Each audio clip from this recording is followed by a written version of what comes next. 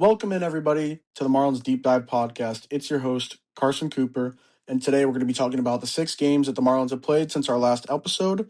Let's dive right into it. Game 1 against the San Diego Padres.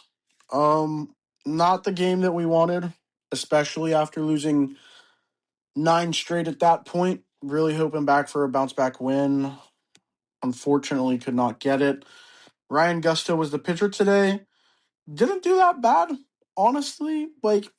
It could have been worse. The pitching was not too bad, I would say. The issue is that our offense has been in just such a slump over this losing streak that we've watched. Um, Heriberto Hernandez really is the only one in this game. Hit a solo homer and a double. We'll talk about him a lot more later in this episode because he has been producing in another world of greatness right now for the Marlins, especially in a team that's slumping as hard as they have been. And then our negative player of the game is going to be Xavier Edwards. He struck out in a pretty big spot of the game, bases loaded situation in the seventh. And ultimately, I feel like I was watching this game. As soon as that happened, I sort of, not being the Debbie Downer, it sort of felt like that was our chance and the door was shut closed.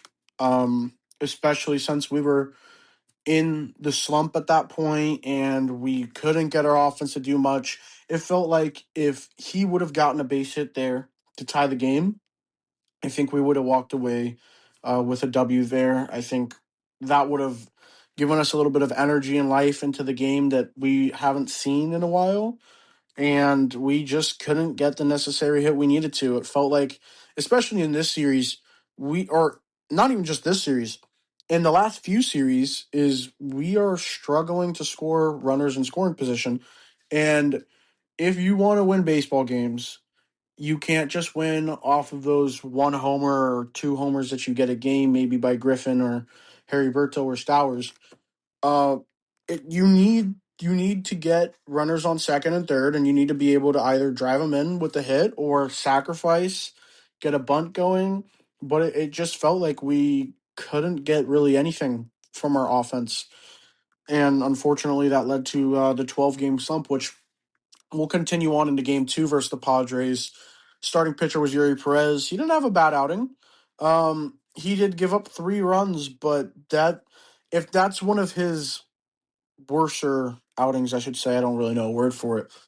I would call that a pretty good outing, I would say. Our offense, once again, our relievers did not help at all. We lost this game 7-2. But Yuri did not do bad, I would say. Otto Lopez drove in an RBI, but the thing that really needs to be talked about in this game is that I'm pretty sure we had 2 hits all game, one by Otto, one by Stowers. And when you're going up against the Padres offense like this, you can't. And even though Tatis has struggled, Manny Machado has not been himself. Like, he's not been the dominant Manny Machado that we've seen in previous years.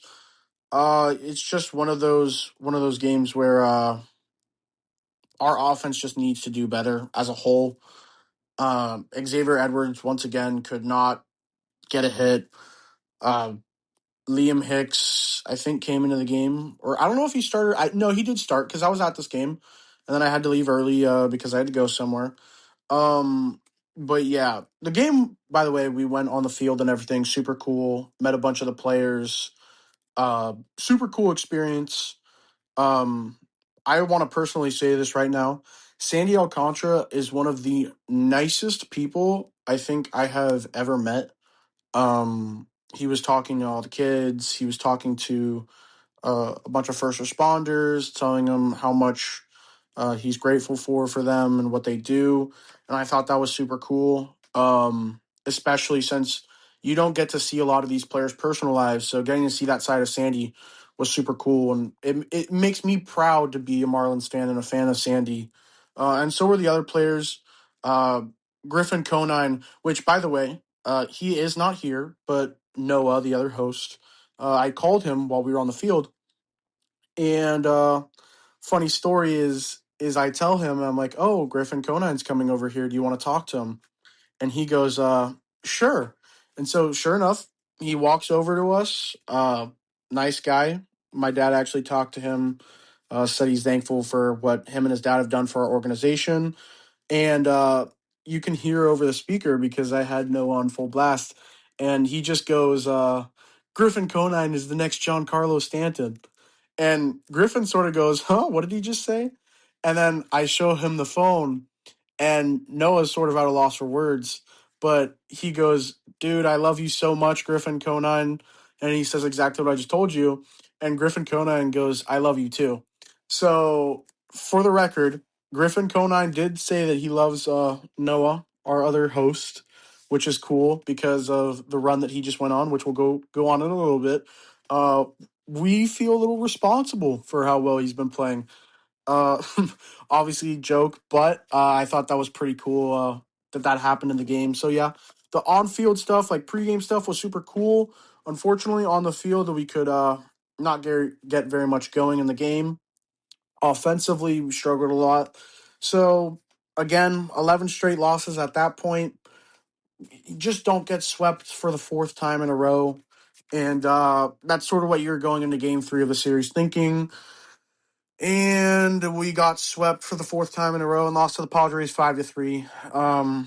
Jansen Junk was on the mound, struggled a little bit. Otto Lopez, I guess, player of the game. He was doing well. There's just not much to talk about in this game. It just felt it was sort of demoralizing in a way because you did have at one point a lead 3-1, and then the wheels came off. Manny Machado hits a 2-run homer to tie it, and then right after they get back-to-back homers, and that sort of felt like the dagger even at that point, and it just felt like the game was out of reach. And it was. Mason Miller's not giving up a run in the ninth, and yeah, it was a rough game, especially when you lose 11 straight and you lose a game where you're up 3-1, going into a favorable position and then unfortunately blowing it. That's just how baseball is, though. You can never get too comfortable with the lead. Which is a little concerning to me, considering that we're on 11-game losing streak, and it felt like we were comfortable with we were at 3-1, and it didn't feel like, I don't know how to explain it. The passion just wasn't there for the squad. Like, you can tell they're hungry, but like not enough. And everyone's noticed it. The fans noticed, even the announcers noticed. You can tell it just felt like we were comfortable being where we're at. We're comfortable with the run that we had. We're fine doing this now because we did something for a little bit in the season, and it just felt like we were sort of letting the season get away from us.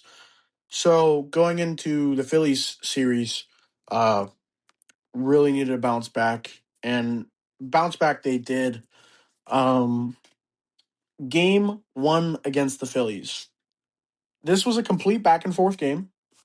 Obviously, we had Zach Wheeler on the mound, the canonical Marlins killer, and we got to him a little bit. To start the game, they had a 2-run homer for the Phillies. Marlins quickly answered right back. Saw a 2-2. Griffin homers. You get a 3-2 lead, and then it balloons to 5-2. And once again, like I just mentioned, it sort of felt like the Marlins got comfortable with where they were at. And this opened the door for the Phillies. And the Phillies did what the Phillies offense does. They scored what, five? No. Yeah, they scored five straight. It was 5-2, and then it ended up being 5-7 going into the ninth. And it's at this point where the Marlins, like, not literally came out and said this, but the energy, they finally came out and said enough is enough, right? You get the bases loaded, and a nice single scores two. There's a 7-7 tie game right there in the ninth. I believe we only had one out, and Duran had been very good up until this point, relieving for the Phillies. I think this was his worst performance of the year. And then obviously I'm gonna try and edit it in the background, but you guys can hopefully watch for yourself. If not, I'm sorry. Griffin Conine with the base hit, walk off game winner, another bases loaded situation, and the Marlins finally snap their 12-game losing streak. And when I tell you that every Marlins fan breathed a sigh of relief that we won this game, I mean it. To lose 12 straight and then to go up in a game 5-2 and blow it 7-5 going into the ninth. If we had lost that game, I truly believe that the Marlins would be in full sell mode right now at the deadline. Now, as it stands, they still could be, but I think that this series definitely is encouraging the front office to really think about this, because this is going to be a tough decision where the Marlins are at right now. I believe earlier when I didn't see the rest of the scores of the games today, but the Marlins were a game and a half out of a wild card spot. I know Arizona was winning earlier. I don't know how that game ended. Um, but they were a game and a half outside of the wild card looking in. Um, and you really need to think here. Obviously, they're probably not going to be buyers. That's just the Marlins, though. I'm not surprised by this. We have to be the scrappy team that the Marlins are always seeming to be, especially even in the years that we won, we were always a scrappy team. So it's going to really come down to whether our front office thinks that this team is fine where it's at. We need to make improvements, which maybe we do. Maybe. I'm not saying that there's completely no chance we don't do it. I think, though, that it's going to be a long shot. Or do you sell when your players are high, which we've seen the Marlins do a lot of in the past? Uh, Sandy Alcantara has been in talks for seasons at this point, at least 2 or 3 seasons, on whether the Marlins should get rid of him. But I think at this point, you don't get rid of Sandy. I think Sandy personally should be the first jersey that the Marlins retire by the time it's all said and done. If at all costs they need to keep this man in the building, because if not, I might just stop being a Marlins fan. If you get rid of Sandy, like, I'm sorry, I can't stay like loyal to that, especially for a guy like Sandy who's done so much for not only our team but our community and stuff like that. I could not watch him get traded. Now, going into game 2 of the Philly series, we break the losing streak, obviously. Crazy walk-off game, 7-8 final score. And you're sort of expecting going to this one, oh, the bats will maybe stay hot for both teams, I should say. And it was the complete opposite. Kyle Stowers hit a home run for the second at bat for the Marlins that they got in the game, and that would be the game winning run. It was 1-0, the only run of the game. Sandy Alcantara threw almost a complete game, but he did what he needed to do. That was one of his better performances of the year. And especially he delivered in a moment to get the Marlins on a winning streak. Very good. We needed that. We needed the momentum. We need to start stacking up wins, especially as you get later and later into the year. We are almost in August now, which means about 2 more months into the season. 2 more months left in the season, I'm sorry. You're 4 months down, 2 months to go, so about two-thirds of the way there. Now is a time when, especially against a team like the Phillies, I didn't even mention that division rival. When you win, they lose. That's just how it works, and you climb up in the rankings. So if you get a win against the Phillies here, every win you get, they also lose, and you just climb closer and closer to them on the standings. So a win is a win. 1-0. The offense was drab, but I pitching was phenomenal. There's nothing you can say. Even Pete Fairbanks impressed me. Pete Fairbanks came in and shut the door. The last 2 games, actually, Pete Fairbanks today and yesterday pitched very well, which is good. Like, I'm never gonna be negative towards Pete Fairbanks when he's doing what a closer is supposed to be doing in closing games, right? Because your job as a closer is to not give up runs. Obviously, we all know this, or just as a pitcher, is to not give up runs. But specifically as a closer, and it was good to see with a 1-0 lead that sort of, he obviously has a lot to work on, but if he can just stay consistent, if he can just put together small wins like this, maybe, just maybe, Pete Fairbanks could actually be a competent closer for this Marlins team. I'm not saying in the long run, but just for this year.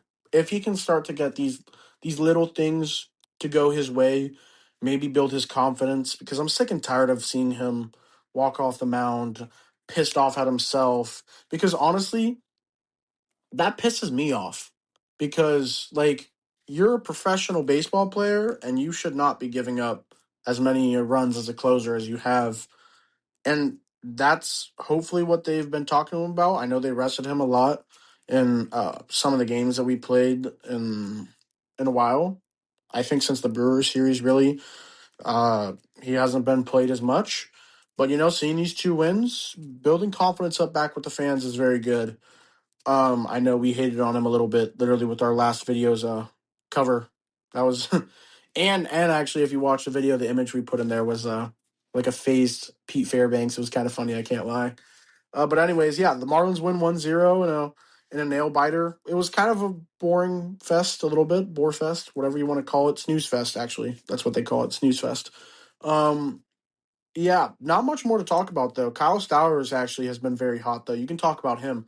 Kyle Stowers is really starting to heat up here, especially yesterday. I know he hit the homer yesterday, but even at the rest of his at bats, especially against Nola, you can see like he was on it. I think Stowers is sort of he's sort of getting to not he's definitely not anywhere near where he was last year, but you're starting to see flashes in the pan of last year and seeing improvement in him, and that maybe, just maybe, eventually we'll somehow get back to where he was last year, which all Marlins fans, it's not like expect, but it's a hope. We hope he can get back there because we've seen him do it before. We know he can be good, right? And so to see him sort of deliver, I guess, a game winning run like that is huge confident boost for himself, the team, uh, the fans trying to get belief back into this game, which the fan sections actually, the tarps off thing at the Marlins game has been getting more popular and popular. When I went, it wasn't as big because I think I left around the sixth inning. I know, kind of crazy, but we had to go somewhere uh, previously planned. But yeah, I love the energy that the Marlins fans are starting to produce at these home games. Uh, and you can definitely tell that the team appreciates it.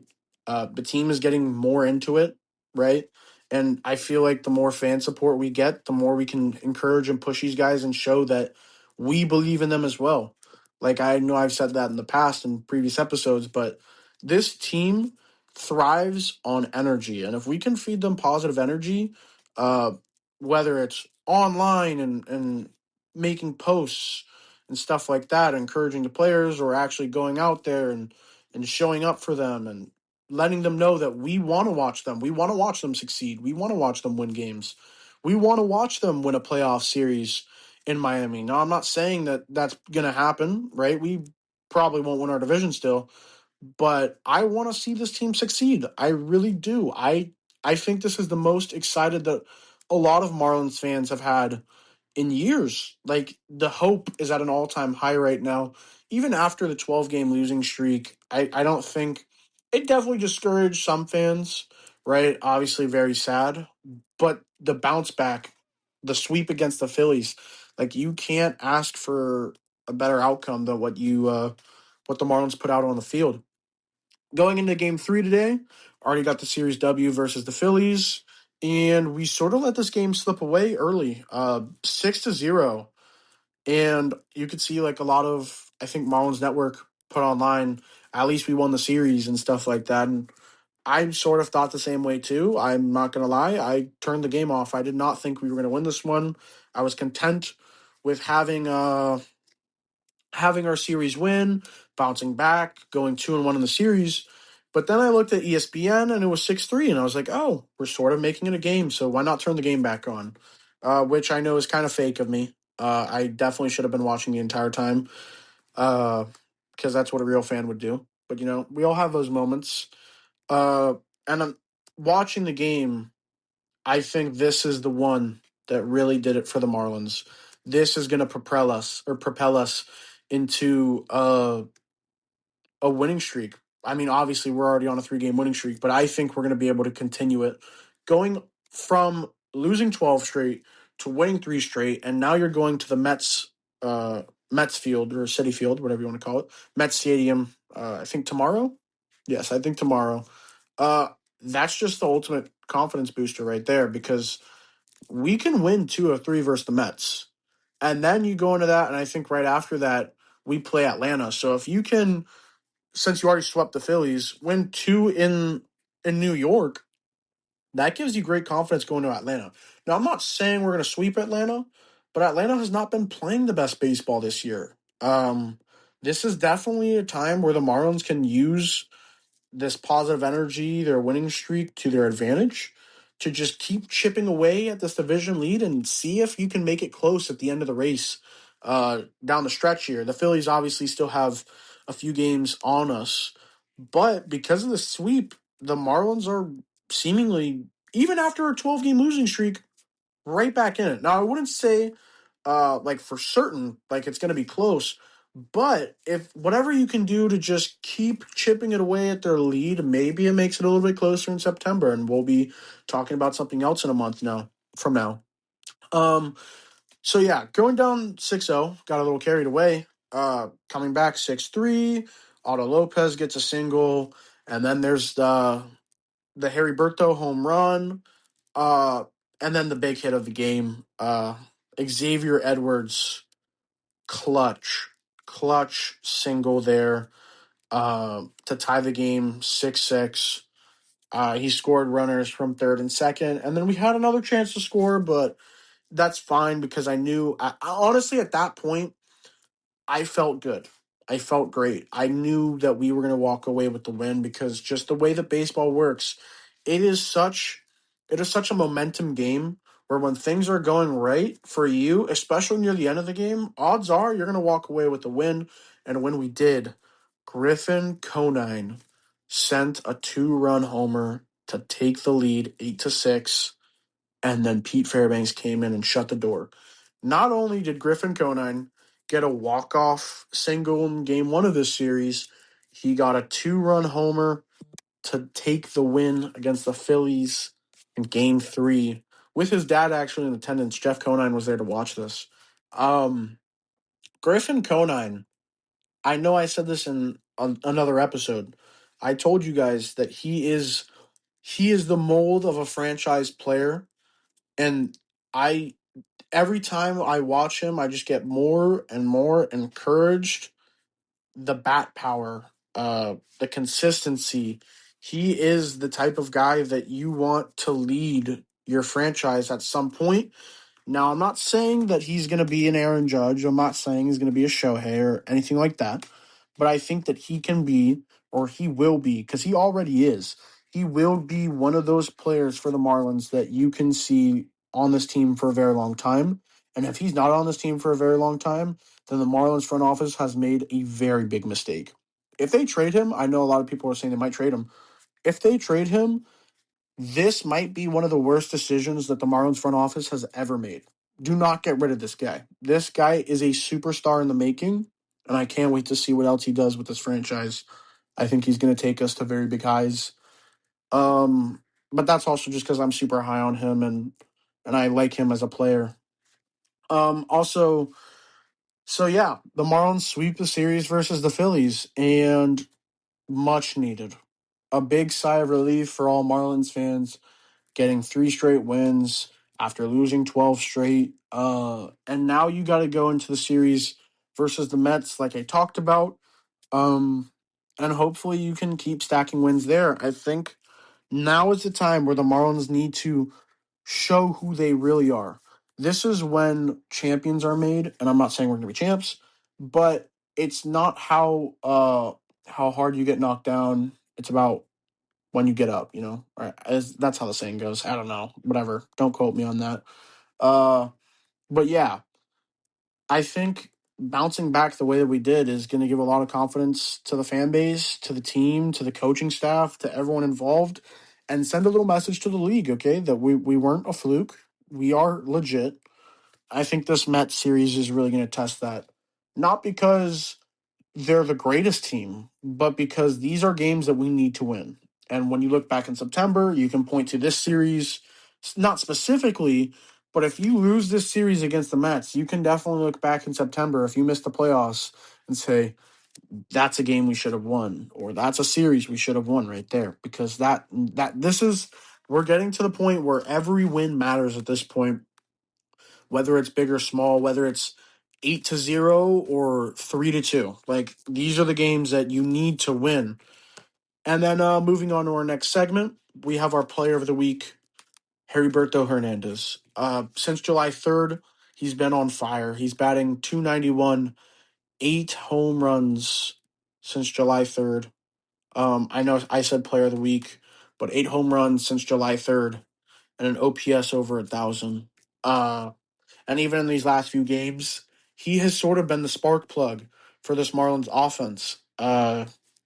He just goes in there and honestly hits bombs. This guy is incredible. He'll get you doubles. He'll get you singles. He'll get you homers. He's aggressive on his first pitches. There's not, and you couldn't have asked for any better result, especially after you sent him down to AAA. The way that he's come back and produced for this Marlins offense has been incredible. It's been something that a lot of Marlins fans hoped for at the beginning of the year, and when we didn't get it, was a little disappointed. But finally, coming back from AAA, he has been stellar. There has been no better player in the league. But there's been, yeah, I'd say he's a top five player, honestly. I don't know if that's a crazy take, but I think he's been a top five player in the month of July. He's been the guy for the Marlins so far this month. And hopefully he can continue his hot streak, because if we're going to make a run, we need him to continue that. So yeah, player of the week, Heriberto Hernandez. Close second, Griffin Conine. Griffin Conine, I already talked about him. He deserves his flowers too. He had, I think, 2 home runs versus the Phillies, and then obviously the one walk off one, and then the technically game winning 2-run homer as well. He's been stellar. That kid is balling. Both of these kids are balling, actually. Both of them are very young still. So hopefully the Marlins decide to keep on to them as the trade deadline looms. And then let's go to my favorite segment. Actually, no. Yeah, me and Noah's favorite segment. It gets to a point. Xavier Edwards. Listen to me. Xavier Edwards had a stellar start to the year, but he has really cooled off. Now, today he had the insane base hit. I will give him credit for that. But in just previous series, especially in the slump and the first few games was versus the Padres and the two versus the Phillies, he just is not. He's not getting walked as much. He's striking out a lot. He's not really getting a lot of base hits right now. The few home runs that he did have at the beginning of the year, not getting them anymore. Uh, he is in a slump right now. Now, do I think it's going to stay this way? No. I think Xavier Edwards is a great player, and I think he is going to bounce back. But for right now, he is going to be our it gets to a point player of the week. Um, Xavier Edwards is going to do better, though. I have confidence in him. This is just a little slump he's going through. And as we've seen from past players on the team, especially this year, Owen Casey's gone through a slump. Harry Berto's gone through a slump.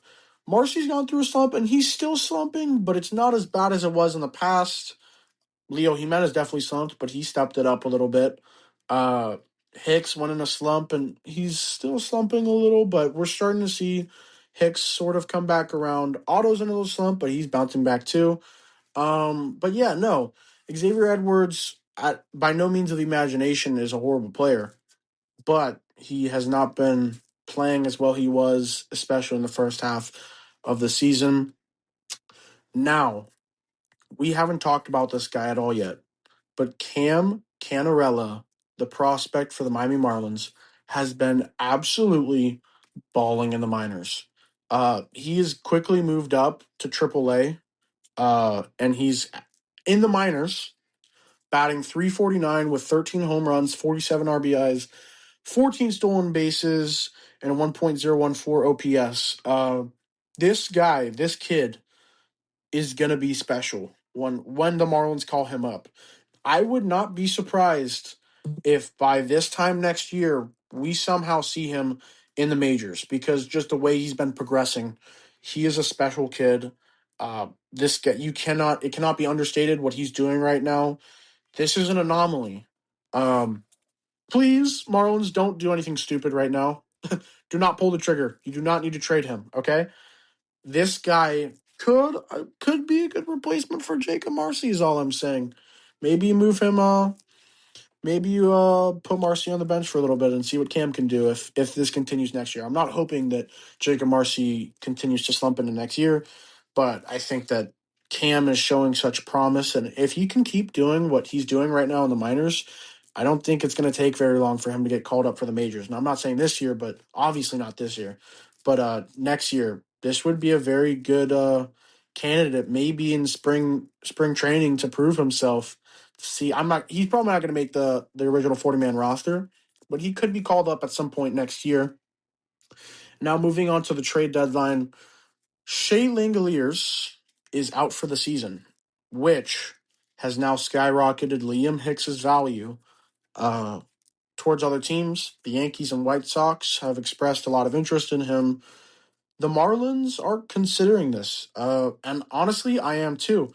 Joe Mack has been playing exceptionally well, and Cal Stowers is playing pretty well at first base. So Liam Hicks has either been DH or first base right now, and he's not doing as good as he was in the first half, but you can use that first half as some trade leverage to see if you can get some pieces for him, and I would be fine moving him. Uh, would I be also fine keeping him? Absolutely. I'm not saying I want to get rid of him at all. I think he's a great player.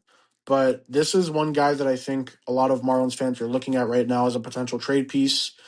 Now, one guy that also has been talked about in a lot of trade rumors is Otto Lopez. The Red Sox are actively pursuing him to bolster their infield. If I'm the Marlins, no, don't do that. You don't need to trade Otto right now. Otto is doing his thing. This guy could be a potential franchise player. You do not need to trade him right now. I think this is a guy that if you're looking for a quick flip, then sure, but like realistically, the production you're going to lose from Otto Lopez is going to be a drastic hit to this offense. Whereas Liam Hicks, right, obviously a very big batter at some points in the season, but he's sort of slowed down. And even when he did slow down, because like even on our winning streak, he wasn't doing the greatest, right? I think that's because a lot of these other younger guys, Owen Casey, Harry Berto, Conine, all these guys have stepped up. So, Joe Mack, Javier Sanoja. So it's like I'm less worried if we get rid of Hicks than if we do Otto. Otto, I'd be probably genuinely a little scared. Um, but yeah. And then lastly, this is not a Marlins player, but the Phillies are trying to make an aggressive offer for Byron Buxton. Obviously, we just swept the Phillies, so maybe they need him. No, just kidding. I think they would like Byron Buxton. I think that the Phillies would be fine without him, though. I'm honestly hoping that they don't get him because that's just going to make beating the Phillies harder. So prayers that they don't get him. And then a few more things around the league. Tarek Skubal gets his 1,000th career strikeout, and Max Scherzer makes his return to Nationals Park for maybe his final time. Yeah, I think. I think that's it for the show. Obviously, talked a lot about a lot of stuff. I think this is one of our longer episodes. I hope you guys enjoyed. And as always, go fish.